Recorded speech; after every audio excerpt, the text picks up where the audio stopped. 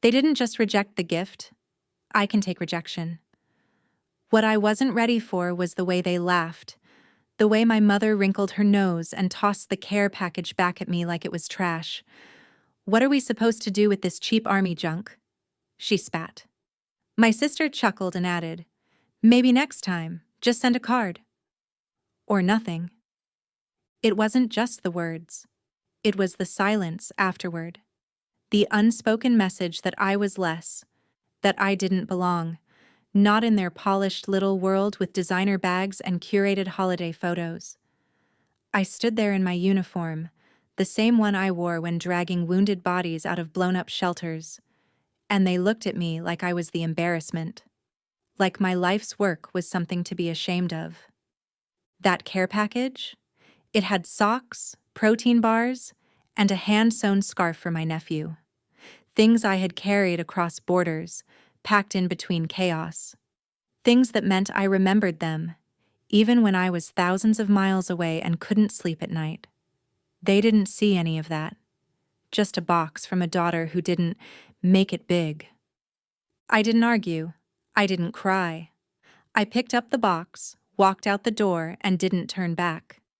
But that night, while they poured wine and gossiped about vacation homes, someone else read the field report I filed that saved a platoon from walking into a minefield. That cheap army junk I was mocked for? It's now standard protocol across 3 bases. And the woman they threw out of her own family's house? Now even the Pentagon knows my name. I'm about to share something close to my heart. But before I do, can you say hi in the comments? Or tell me where you're from? I love hearing how far my story reaches. It's always good to know I'm not alone in this. And if this resonates with you, don't forget to subscribe to my channel. Every follow reminds me that truth still matters. Thank you. And now, let me tell you everything. The sun in Herat. Afghanistan didn't rise so much as it seared.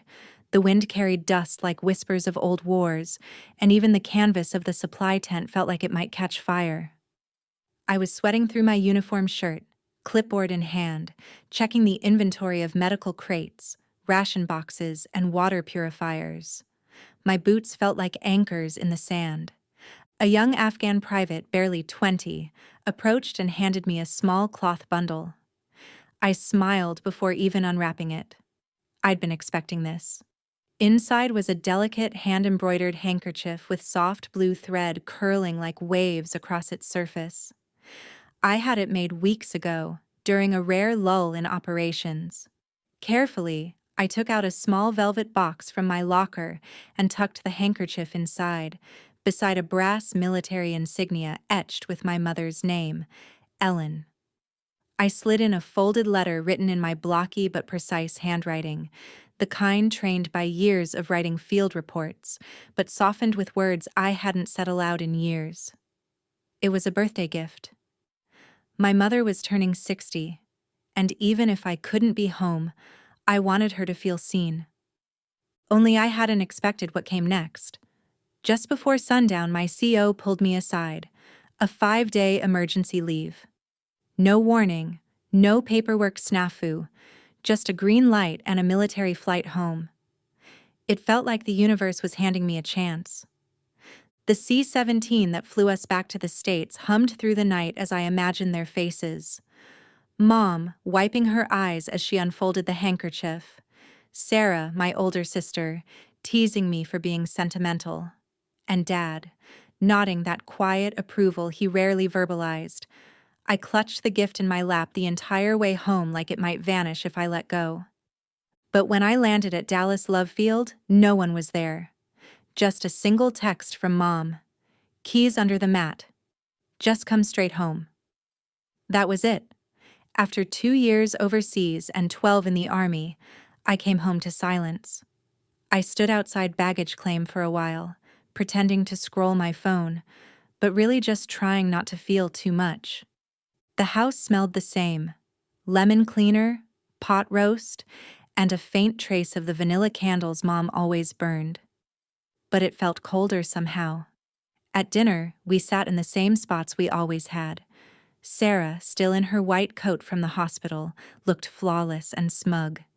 She picked up the gift box I placed beside Mom's plate, opened it, and scoffed. "Seriously? Junk from the battlefield?" she said, tossing it onto the floor like it was diseased. "It's a birthday, Jess, not a memorial." I froze. Mom just stared, then sighed. "Is that really all, Jessica?" Dad added, "You could have done something more meaningful. Maybe followed Sarah's path. The army isn't exactly a place for girls to build a future." I didn't shout, didn't cry. I just stared at that handkerchief now crushed on the floor, a faint boot print dirtying the thread. 12 years of loyalty, of sleepless nights and carrying wounded bodies, of folding flags for other people's parents. And this was what I came back to. Not even anger, just absence. I stood slowly, grabbed my bag and whispered, "I won't bother you anymore." No one stopped me, not even Mom. The door clicked behind me like a gun chamber closing. The night was brisk, but my face burned with shame. Hours later, as the plane lifted into the dark sky, I watched the lights of Dallas blur into nothingness. And I whispered to myself, maybe the battlefield was gentler than whatever this was supposed to be. Returning to Idaho felt like exile dressed in camouflage. The military transit station near the northern border wasn't even a proper base, just steel buildings scattered like discarded toy blocks across a frozen clearing. Wind screamed through the trees, and even the ravens seemed reluctant to linger. I was back among pallets of ammunition and crates of combat rations, spending my days reorganizing supplies and my nights reorganizing the silence inside my chest. The familiar faces I once clung to had all been reassigned after Operation Iron Wind. I was alone again, but this time, the loneliness came not from distance, but from being forgotten. I didn't talk about Dallas. No one asked. Perhaps they assumed the leave had gone smoothly. Perhaps they didn't care. That was fine by me. Each morning, I ran until my legs burned. Each night, I cataloged inventory until my fingers cramped. Pain was predictable. Paperwork, at least, didn't throw your heart on the floor and call it garbage. Then came the envelope. It was handed to me in the dark by my commanding officer, who didn't bother to sit. The document inside bore a classification stamp I hadn't seen in years. Operation Iron Veil. Effective immediately. I was to report as a civilian evacuation logistics advisor to a classified initiative operating near the Eastern Corridor. No explanation, no context, just coordinates and departure instructions. I reread the orders 4 times that night, alone in my bunk, with the hum of the electric heater barely keeping the frost off my breath. I hadn't even heard of Iron Veil, but something about it scratched at the edge of familiarity, like a dream you try to forget, only to have it reappear wearing different clothes. 2 days later, I arrived at the undisclosed location. The air was thick with tension, like everyone knew something no one could say aloud. I walked into the first pre-op briefing expecting stone-faced strangers. Instead, I saw him, Ethan Monroe. He stood at the far end of the conference table next to a touchscreen map of the Eastern Corridor, avoiding my eyes. My cousin, not close, but not distant either. When I was a rookie cadet, he was the only relative who sent me letters. They were awkward, typed, and full of dry jokes about my boot camp misery, but they mattered. He mattered. Until he stopped. Now he was a civilian logistics analyst, contracted under Homeland's Special Task Force. He looked different. Older, edgier, his uniform replaced by a regulation gray blazer, and a silence that made the air feel heavier than it already was. The meeting was vague. Buzzwords like evacuation corridors, threat mitigation, and non-disclosed civilian entities.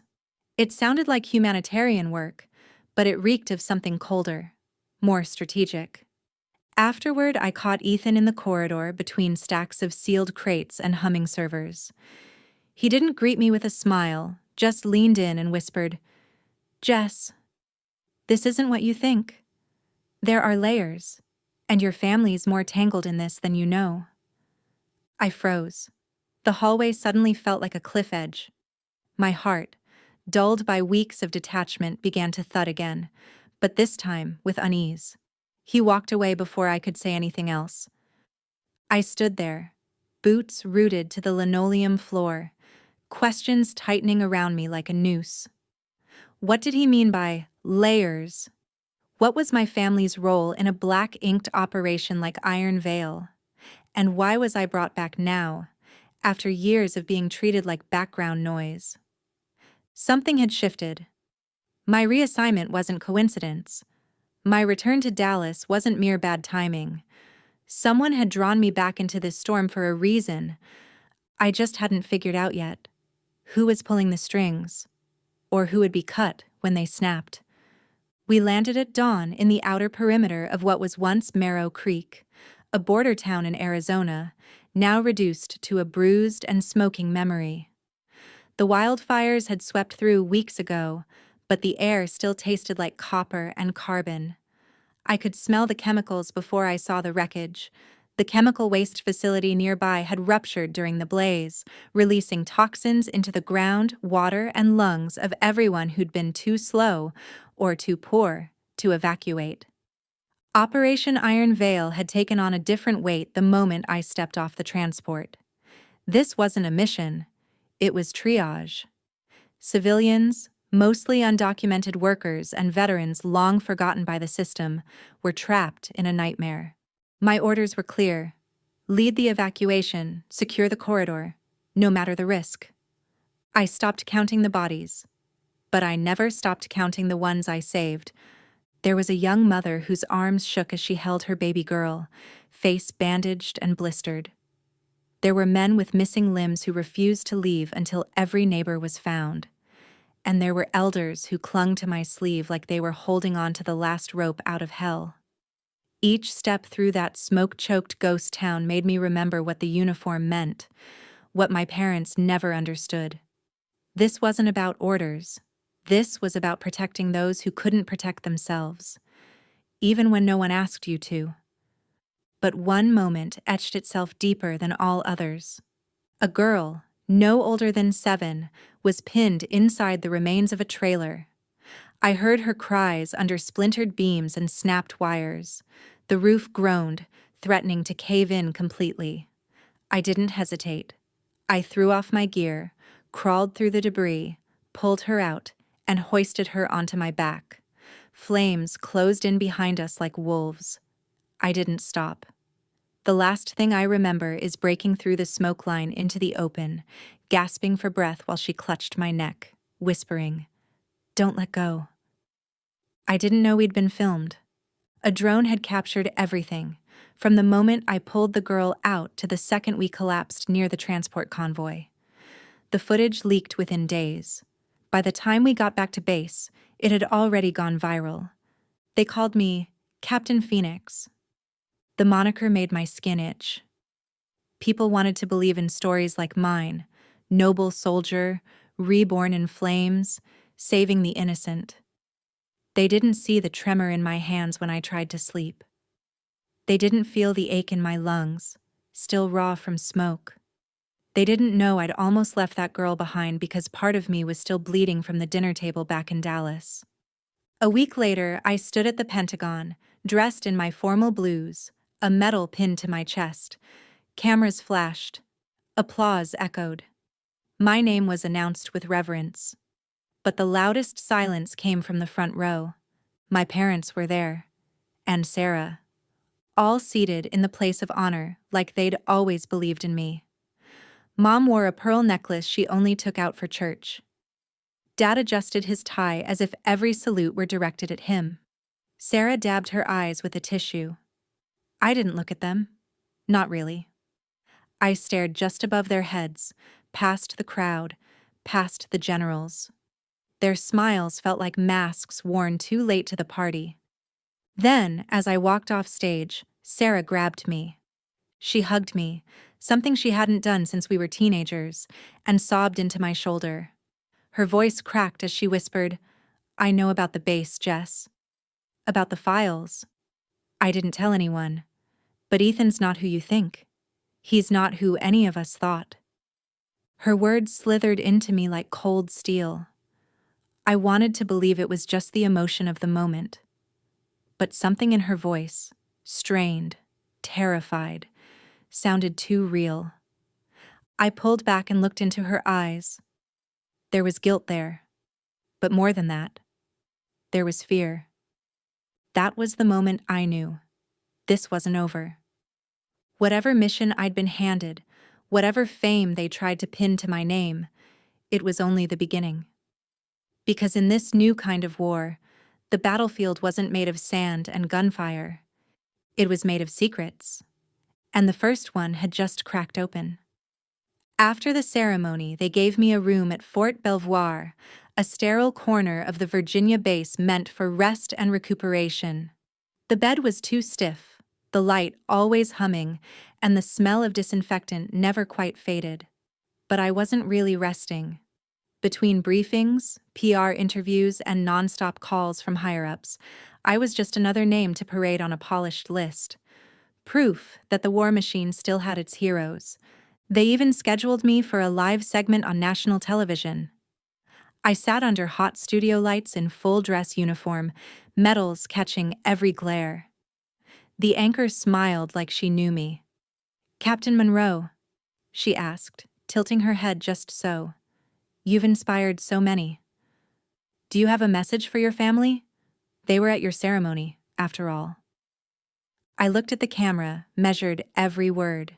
"Family," I said with a tight smile, "is a concept I'm still learning to define." They laughed like it was a joke, but I meant every syllable. A day later, my mother arrived at the base.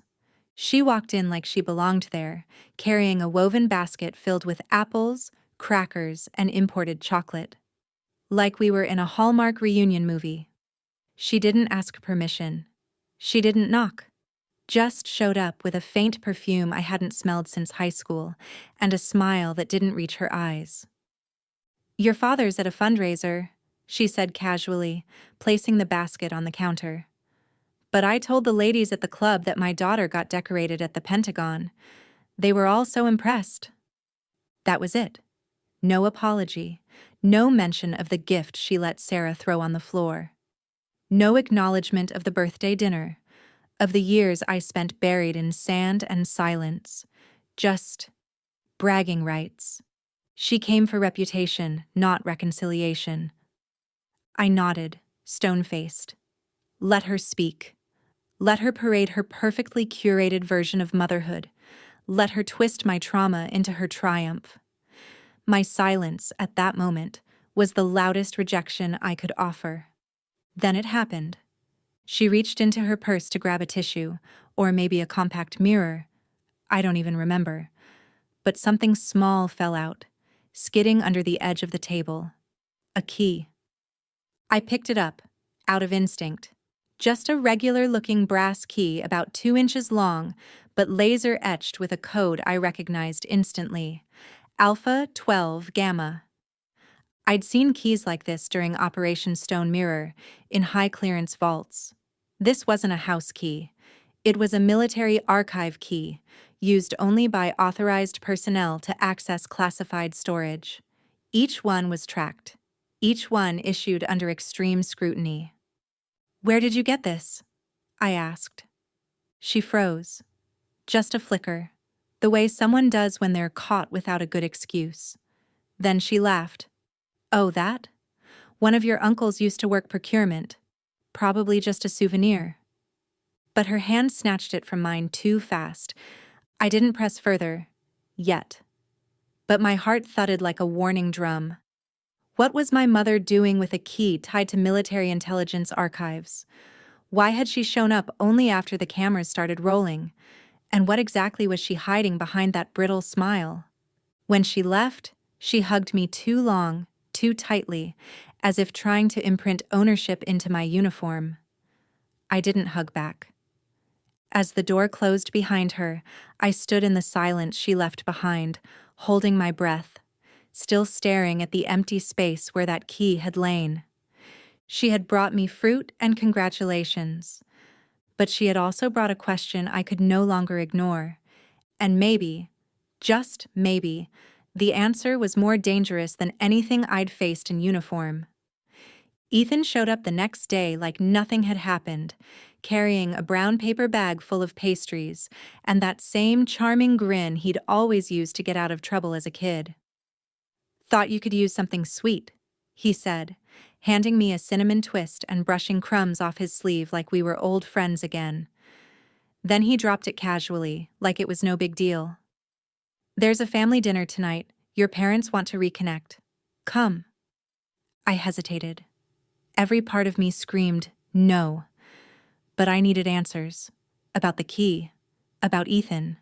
About whatever it was my mother had slipped through the cracks with. So I nodded once, tight and guarded. "Sure," I said. "Let's reconnect." The house in Dallas hadn't changed. Same manicured lawn, same creaky gate. But inside, something was off. The air was too sweet, too still, like they'd been staging a play and I was the guest of honor. The dining room table gleamed like a showroom. The food, once overcooked or underseasoned, was suddenly perfect, as if Mom had hired a chef. Sarah sat primly in a new dress, her makeup flawless. My father couldn't stop mentioning the important friends he'd spoken to in Washington, how everyone had seen my video, how proud they were. They weren't trying to mend the past. They were building a narrative. "Look at us," their smiles said. "Look what a beautiful, patriotic family we are, with a daughter who came back a hero." I felt like a stranger in a museum of my own childhood. Then Ethan leaned back in his chair, swirling his wine. "You know," he said, casual like it didn't matter. "There's an opening at one of the private defense consultancies. Some of our family partners are backing it. You'd be perfect for it. Logistics, civilian operations, high clearance stuff." I stiffened. "I'm not interested in leaving the military." He gave a dry chuckle. "It's not about interest, Jess. Some things. You don't get to refuse. You still owe this family a chance to show itself." His smile had thorns behind it. I knew that tone. It was the same one officers used right before sending you into something dirty and deniable. And coming from Ethan, it chilled me to the bone. After dinner, while everyone chatted in the living room, I slipped down the hallway and into Dad's old office. The wood-paneled walls still held the faint smell of cigar smoke and bourbon. I knew he kept backups of everything. He was too paranoid not to. I opened the desk drawers carefully. At the very bottom, beneath old newsletters and a sealed leather folder, I found it. A folded operations map. Iron Veil. It was the real thing. Tactical notations, unit placements, and then handwritten notes in cursive I recognized immediately. My mother's. Next to the town names were check marks. Some names had red underlines. On a separate page, there was a list, civilian designations, numbers next to them, and a chilling label at the top. Recommended exclusions, Class C civilians. The note in the margin made my skin crawl. Limit exposure risk. Public panic must be avoided at all costs. She'd known. She'd known about the chemical leak, about the danger. And someone, maybe both my parents, had helped choose who not to save. I staggered back from the desk like I'd been punched. The room spun. My lungs couldn't find air. How deep did this run? Who else in my family was in on this? Then my phone buzzed. Unknown number. "If you keep digging, forget about rejoining the military. HVI 72, B." I stared at the screen. HVI, high-value individual. That wasn't a threat. It was a classification. They had marked me. The system I'd sworn to defend had flipped the script. I was no longer a soldier. I was a surveillance target, and the people I was taught to trust were the ones holding the leash. The message hadn't even sunk in when I started packing. HVI 72B. A classification, a warning, a target on my back. I thought I'd find safety at the temporary base in Idaho. Cold, remote, and tucked far from the polished chaos of DC. But I had barely settled in when Sarah's voice came through my secured line, cracking like frost under pressure. "Jess," she whispered. "It's Mom. She's in the hospital. Stage 4. It's bad. They say she doesn't have much time." My chest didn't tighten from grief. It stiffened from instinct. Something about the way Sarah said it. Something about the timing. After years of silence, manipulation, masks, and now, just days after Ethan's warning, I was supposed to believe this was coincidence? Still, I boarded the next flight to Dallas, not for closure, not for comfort, but because some truths die with their keepers, and Ellen Strickland had carried too many. The hospital was dim, hushed, the kind of place where time felt damp. I found my mother in a private room tucked at the end of a long hallway. Machines clicked like a metronome. Her skin looked pale, waxy. A woman who once commanded rooms now barely held her eyelids open.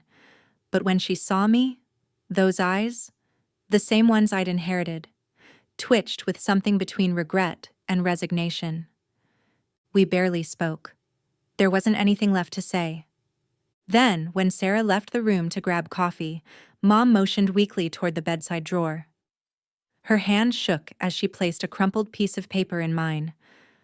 A numeric code, 6 digits. Below it, old study.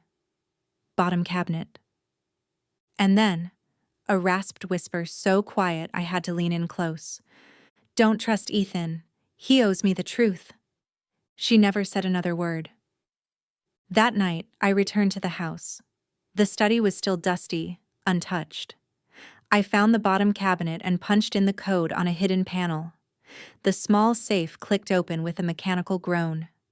Inside, a hard drive wrapped in black cloth and an old leather-bound notebook, frayed at the corners. What I read inside changed everything.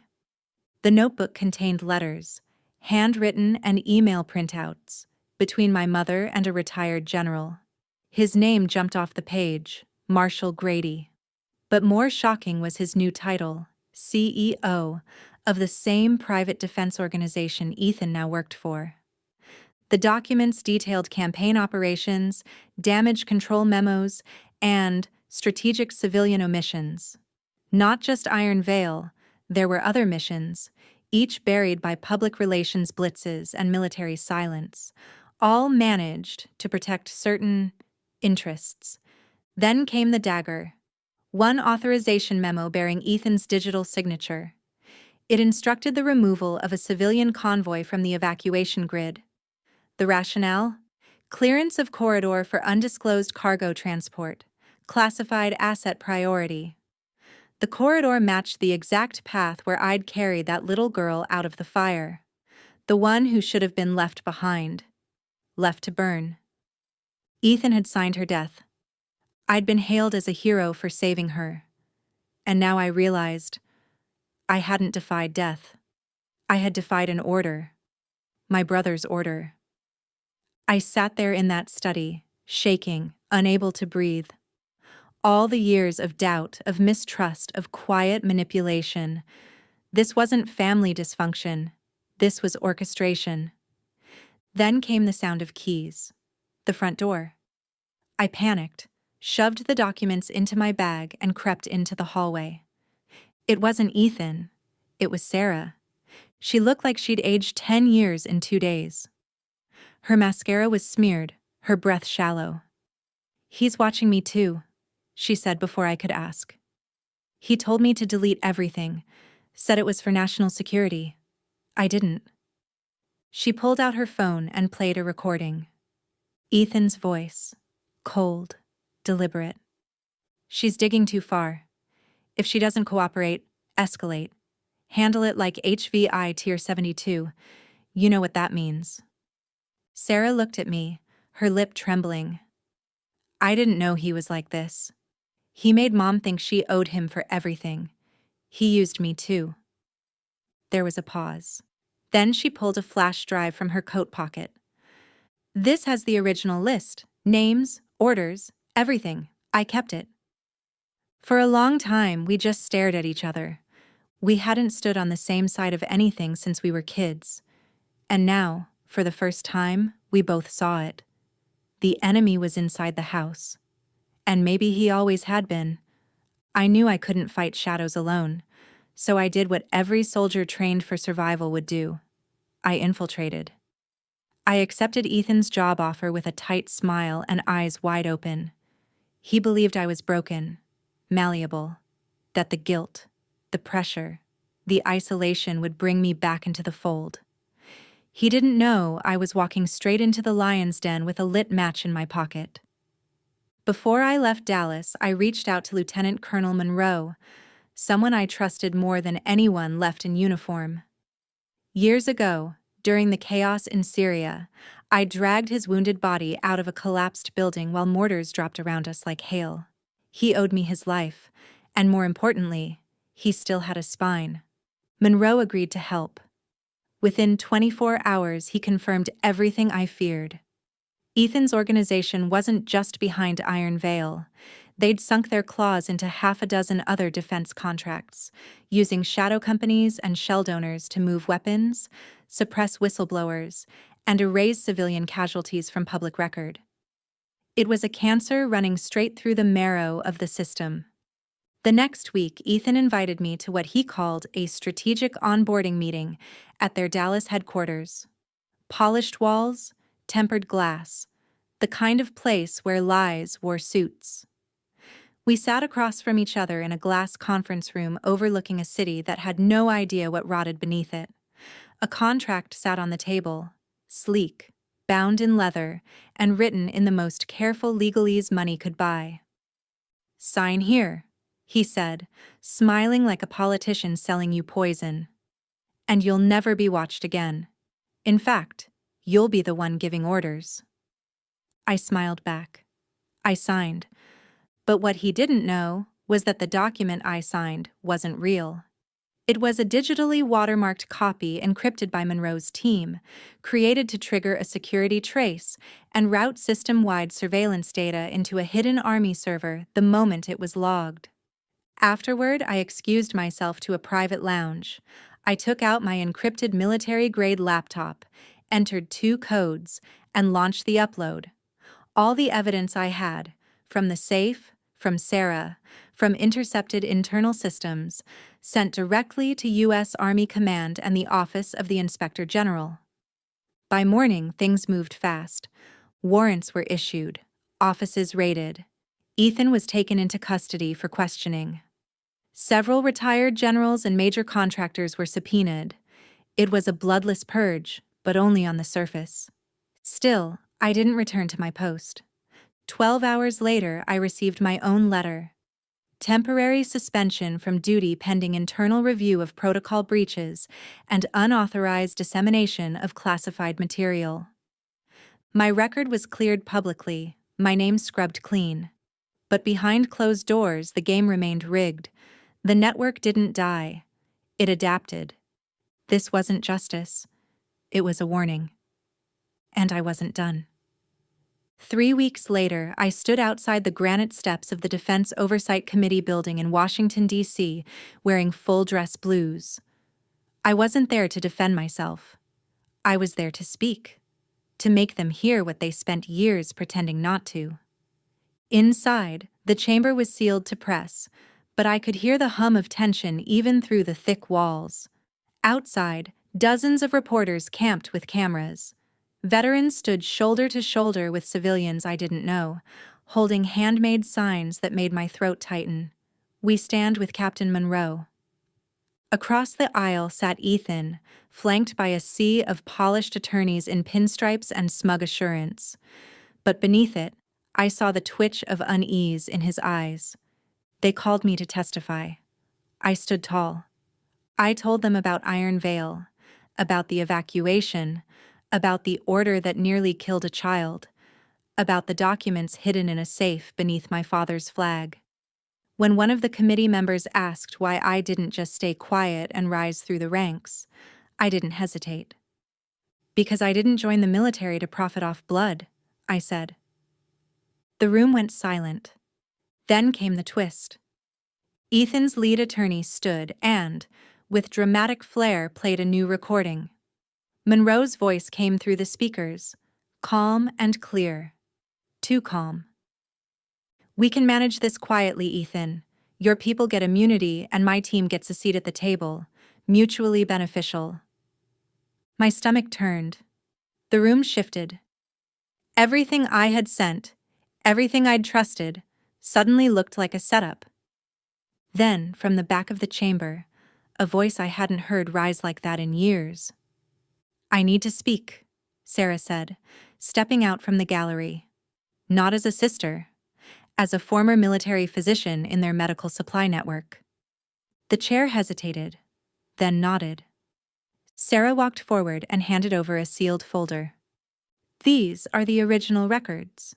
Unredacted. Payment trails, altered medical reports, civilian casualty orders. This," she said, pointing to a printed screenshot, "matches exactly the orders Jessica found. The voice on that recording? That's not Monroe. It's deepfake modulated audio. My department ran an analysis yesterday. We have the metadata." The room exploded. Lawyers scrambled. Committee members whispered furiously among themselves. The chairman called a recess for verification. Ethan stood to leave, escorted by 2 armed officials. As he passed me, he stopped just long enough to whisper, "You think justice is noble? It's leverage, Captain. You just chose the wrong goddamn currency." I didn't respond. I didn't need to. His world had been built on silence. Mine had become a weapon made of truth. That night, back in my hotel room, I sat by the window watching the clouds swirl above DC's monuments. The phone rang. A familiar voice came through. General Harlan, now retired but once my commanding officer in Syria. "You rattled them, Monroe," he said. "Badly. If you're ready, I've got a proposition. No rifles this time. Just strategy. Real change." I looked out at the dark sky. It wasn't bright, but it was no longer empty. And I finally knew. The hardest battles weren't fought in the field. They were waged in the quiet, in boardrooms and hearings, and in refusing to sit down when the powerful told you to kneel. And for once, I wasn't fighting alone. 2 weeks after the hearing, I got the kind of call that doesn't come through official lines. I wasn't summoned by a judge or a commander, but by a special commission operating out of the Inspector General's office, working quietly alongside Army CID. I was instructed to report to an off-the-grid facility near Quantico. No uniforms, no insignia. Just 4 people and a windowless room. Across the table sat a senior military intelligence officer, a federal prosecutor, an agent from the FBI's Defense Contract Fraud Division, and Colonel Monroe. I stiffened the moment I saw him. He didn't wait for permission to speak. "I betrayed your trust," he said, "but not my own principles." Then he pulled out a flash drive and plugged it in.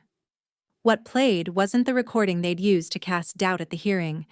It was the original, unedited. His voice, clear and tense, was discussing a covert plan to gather intelligence, not make backroom deals. He hadn't turned on me. He'd gone deeper than I knew, risking everything to expose what I'd only scratched the surface of. "You were the reason I stayed in," he said quietly. "Because if they could silence you, they could silence all of us." Then came the next hit. The FBI agent explained they had been following the financial web around Ethan's organization for nearly 4 years. Shell companies, offshore accounts, phantom contracts. But they lacked one critical link: Someone inside the system who could blow it wide open. My testimony, and the ripple effect it caused, had sparked a wave.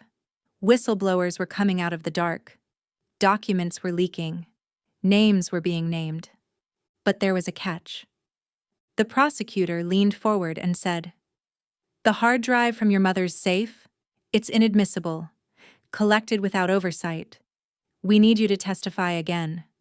This time, not in a sealed room. This time, in front of Congress. On the record. On national television." I stared at the table. The choice was a minefield. I could stay silent, retreat into whatever privacy I had left, and hope someone else picked up the pieces. Or I could stand up again, knowing it might paint a permanent target on my back. That night, I didn't sleep.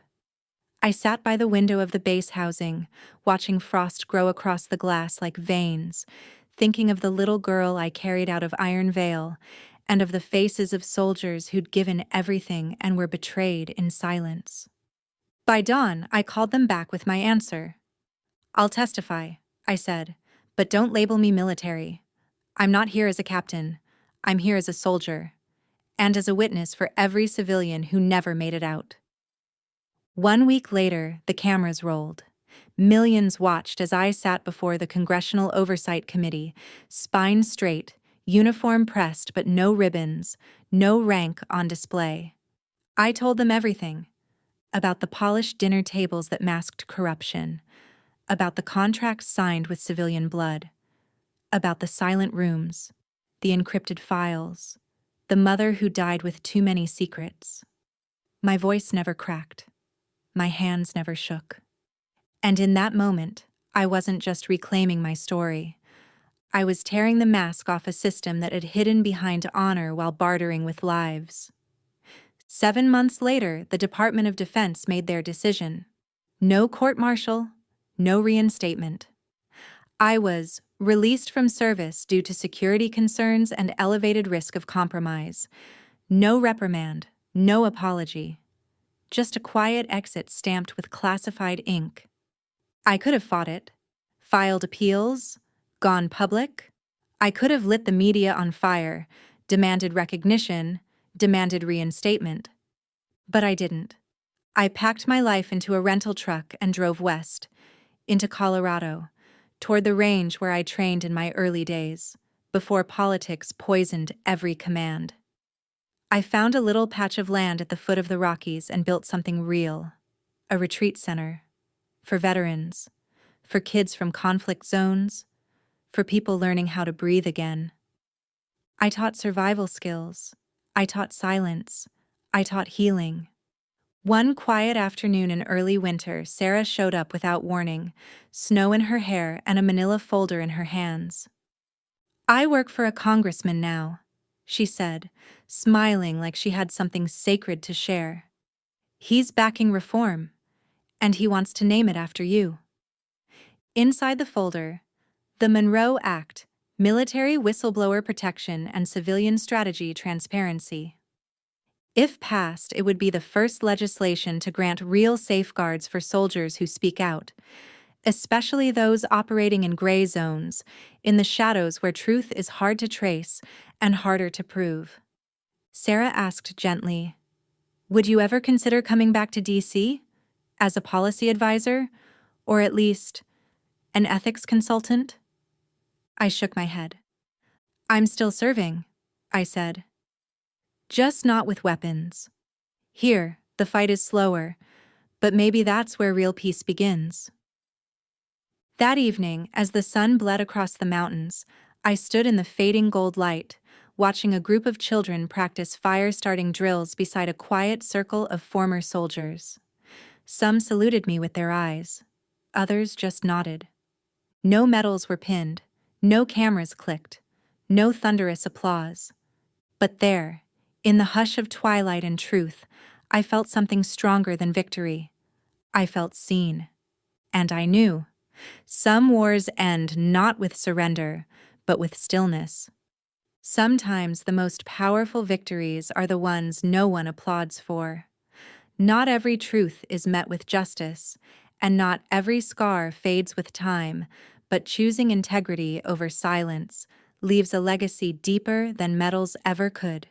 If this story moved you in any way, I'd love to hear your thoughts. Drop a comment, hit subscribe, and stay with me because some stories deserve to be heard and remembered.